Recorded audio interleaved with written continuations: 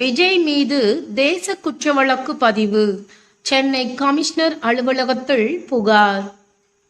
தமிழ் சினிமாவின் உச்ச நட்சத்திரங்களில் ஒருவரான நடிகர் விஜய் கடந்த பிப்ரவரி மாதம் தமிழக வெற்றிக் கழகம் என்ற அரசியல் கட்சியை தொடங்கினார்.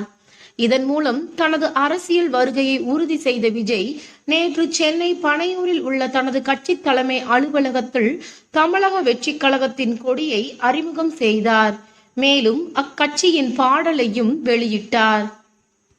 சிவப்பு மஞ்சள் நிறத்தில் வடிவமைக்கப்பட்டுள்ள இந்த கொடியில் 2 பிளிரும் போர் யானைகள், நடுவில் வாகை மலர், 28 நட்சத்திரங்கள் ஆகியவை இடம்பெற்றுள்ளன.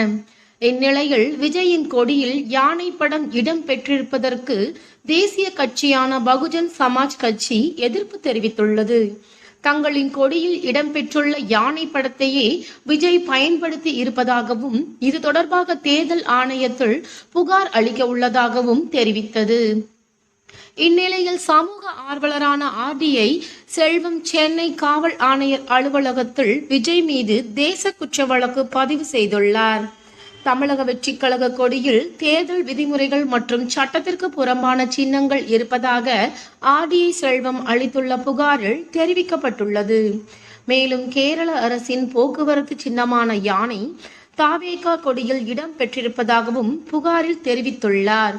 மேலும் ஸ்பெயினை அவமதிக்கும் வகையில் அந்நாட்டு தேசிய கொடி போன்று வடிவமைக்கப்பட்டுள்ளதாகவும் குறிப்பிட்டுள்ள RDI செல்வம், தாவேகா தலைவர் விஜய் மீது தேச குற்ற வழக்கு பதிவு செய்ய வேண்டும் எனவும் கோரிக்கை விடுத்துள்ளார்.